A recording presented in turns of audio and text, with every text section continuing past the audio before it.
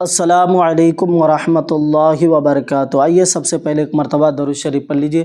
اللہم صلی علی سیدنا شفیعنا نبینا مولانا محمد بارک وسلم، صلو علیہ صلاۃ و سلام علیک رسول اللہ صلی اللہ تعالیٰ علیہ وسلم۔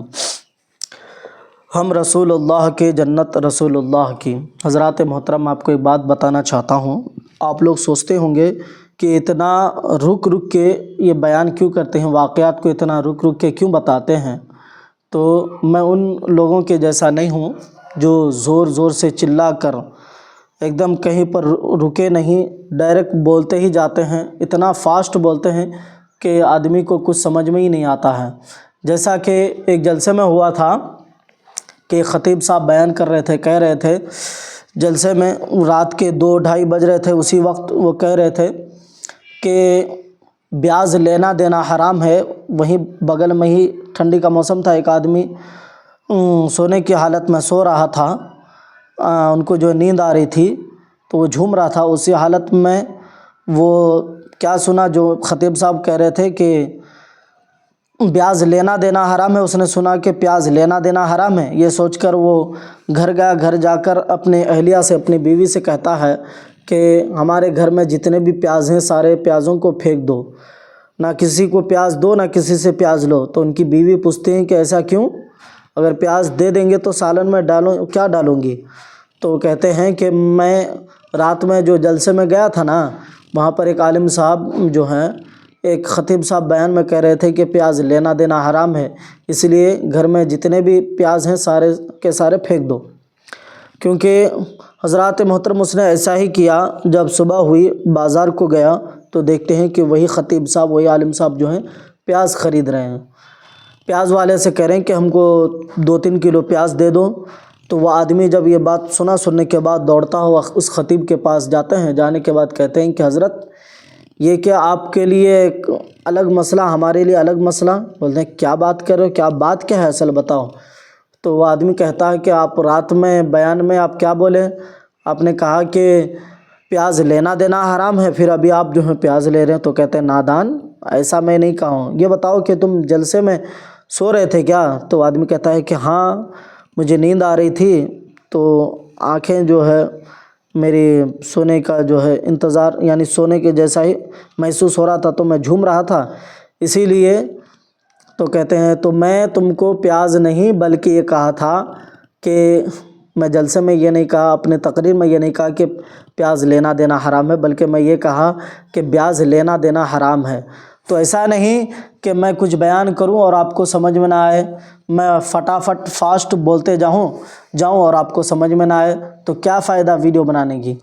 تو اس لیے میں چاہتا ہوں کہ آہستہ رک رک کے ویڈیو بناؤ، تاکہ میری بات جو ہے، میری ہر ایک بات آپ کو سمجھ میں آئے، اچھی طرح سے آپ سمجھیں، اور اوروں کے طرح سے نہیں کہ ایک دم جوشیلا تقریر، جوشیلا بیان کر دیں۔ جوشیلا سے کیا فائدہ ہے، چیخ چلا کے کوئی فائدہ نہیں ہے۔ بہرحال ایک مرتبہ درود شریف پڑھ لیجیے۔ اللہم صلی علی سیدنا شفیعنا نبینا مولانا محمد بارک وسلم، صلو علیہ صلاۃ و سلام علیک رسول اللہ صلی اللہ تعالیٰ علیہ وسلم۔ ہم رسول اللہ کے، جنت رسول اللہ کی۔ اس سلسلے میں ایک حدیث مبارک بھی ملاحظہ فرمائیے۔ حضرت سیدنا ربیعہ بن کعب اسلمی رضی اللہ تعالیٰ عنہ، سرکار مدینہ، سرور قلب و سینہ صلی اللہ علیہ وسلم کے صحابی تھے۔ مشکات شریف میں آپ سے ہی مروی ہے، ایک مرتبہ میں نے حضور سراپا نور صلی اللہ تعالیٰ علیہ وسلم کو وضو کرایا۔ رحمت للعالمین صلی اللہ تعالیٰ علیہ وسلم نے خوش ہو کر ارشاد فرمایا، سل ربیعۃ، اے ربیعہ مانگ کیا مانگتا ہے۔ یعنی حضرات محترم، مشکات شریف کی حدیث ہے کہ حضرت ربیعہ جو ہے ایک مرتبہ نبی صلی اللہ علیہ وسلم کو وضو کرنے کے لیے پانی دیا، یعنی وضو کروایا۔ تو اس پر نبی صلی اللہ علیہ وسلم خوش ہو جاتے ہیں اور کہتے ہیں کہ اے ربیعہ مانگ، اے ربیعہ مانگ، کیا مانگتا ہے، تمہیں کیا چاہیے، کیا مانگ ہے تمہاری، تم کو کیا چیز کی ضرورت ہے؟ تو حضرت ربیعہ کہتے ہیں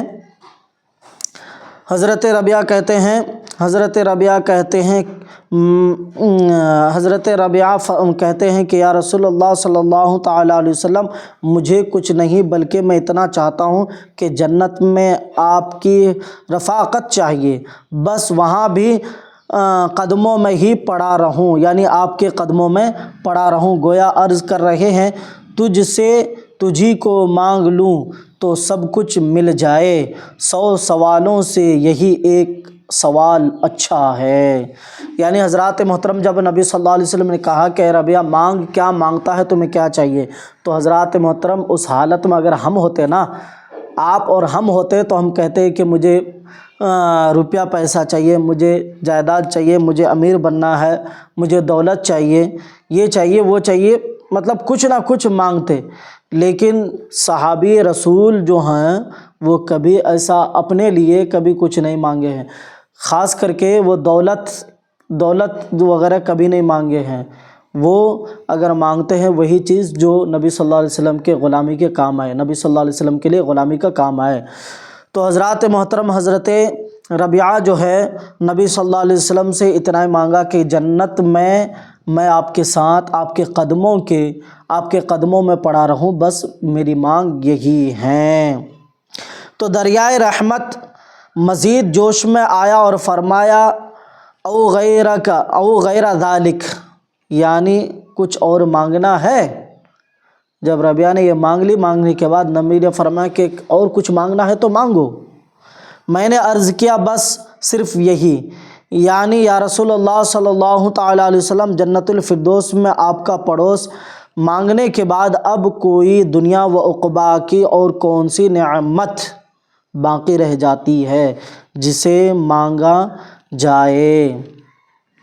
یعنی نبی صلی اللہ علیہ وسلم جب حضرت رابعہ نے مانگا، مانگنے کے بعد نبی صلی اللہ علیہ وسلم نے دے دیا، اس کے بعد پھر حضرت رابعہ جو ہیں، حضرت رابعہ سے نبی صلی اللہ علیہ وسلم کہتے ہیں کہ رابعہ مانگ، اور کچھ چاہیے تمہیں اور کوئی چیز کی ضرورت ہے تو حضرت رابعہ کہتے ہیں کہ جنت الفردوس میں آپ کا پڑوسی بن کے رہوں، میرے لیے وہ کافی ہے، بس اتنا ہی میرے لیے کافی ہے، اس سے زیادہ اور مجھے کچھ نہیں چاہیے یا رسول اللہ صلی اللہ علیہ وسلم، بس آپ کا پڑوسی بن کے رہوں، میرے لیے وہ کافی ہے، آپ کے قدموں میں پڑا رہوں، بس اتنا ہی میرے لیے کافی ہے۔ اس لیے کہتے ہیں، شاعر کہتا ہے تجھ سے تجھی کو مانگ کر مانگ لی ساری کائنات، مجھ سا کوئی گدا نہیں، تجھ سا کوئی سخی نہیں۔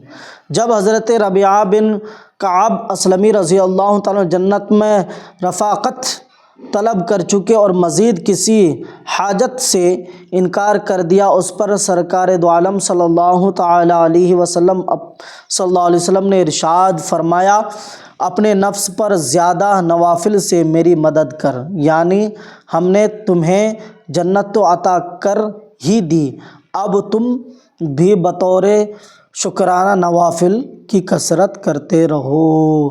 سبحان اللہ، سبحان اللہ، ماشاء اللہ، ماشاء اللہ۔ حضرات محترم جیسا کہ میں آپ کو پہلے ہی بولا کہ ہم اور آپ اگر ہوتے نا تو اس کا جو ہے ہم اجر کیا مانگتے ہیں، اس کا بدلہ ہم کیا مانگتے ہیں، روپیہ پیسہ دولت مانگتے، دھن دولت مانگتے، ہم اگر غریب ہیں تو امیری کے لیے مانگتے۔ لیکن یہ صحابی رسول جو ہیں چاہتے ہیں کہ دنیا میں جب ہم نبی کے پاس ہیں، نبی کے ہر بات کو مانتے ہیں، نبی صلی اللہ علیہ وسلم کو فالو کرتے ہیں، نبی کے بتائے ہوئے راستے پر چلتے ہیں، نبی ہم سے جو کہتے ہیں ہم وہی کرتے ہیں، تو ہم چاہتے ہیں، یعنی صحابہ کرام اس صحابی کا کہنے کا مطلب یہ ہے کہ ہم چاہتے ہیں کہ مرنے کے بعد، حشر کے میدان کے بعد جب جنت میں ہوں تو آپ کا پڑوسی بن کے رہوں، یہی ہماری مانگ ہے۔ تو حضرات محترم ہم تو نبی صلی اللہ علیہ وسلم کے قدموں کے دھول کے برابر بھی نہیں ہیں، تو پھر غرور کس بات کی غرور ہے؟ ہمارے اندر غرور نہیں ہونا چاہیے، ہمیں غرور سے کئی گنا دور رہنا چاہیے۔ لیکن آج ہم اپنے آپ کو جو ہیں ایک مٹی کا انسان ہو کر اپنے آپ کو پتہ نہیں کہاں سے کہاں سمجھتے ہیں۔ تو حضرات محترم اللہ تبارک و تعالیٰ سے دعا ہے کہ ہم تمامی مسلمانوں کو اہدنا الصراط المستقیم پر چلنے کی توفیق عطا فرما، جماعت صحابہ کے طریقے کو اپنانے کی توفیق عطا فرما۔ نبی صلی اللہ علیہ وسلم کے بتائے ہوئے راستے پر چلنے کی توفیق عطا فرما، نبی صلی اللہ علیہ وسلم پر خوب درود و سلام پڑھنے کی توفیق عطا فرما، نبی صلی اللہ علیہ وسلم کے بتائے ہوئے راستے پر چلنے کی توفیق عطا فرما، نبی صلی اللہ علیہ وسلم سے خوب محبت کرنے کی توفیق عطا فرما، اور خاص کر کے اس دنیا میں جتنے بھی مسلمان بھائی پریشان حال میں ہیں ان کے پریشانی کو دور عطا فرما، اس دنیا سے جتنے بھی مسلمان مرد عورت بوڑھے بچے جوان جتنے بھی گزر چکے ہیں مولا کریم سب کے گناہوں کو معاف فرما کر سب کو جنت میں اعلیٰ سے اعلیٰ مقام عطا فرما، ان کے قبر میں اگر کوئی قسم کی عذاب ہو رہی ہو یا اللہ ان کے قبر کے عذاب کو دور عطا فرما۔ مولا کریم غفور رحیم ہمارے ویڈیو دیکھنے والوں کو اللہ تبارک و تعالی ہر بلا ہر مصیبت سے محفوظ عطا فرما۔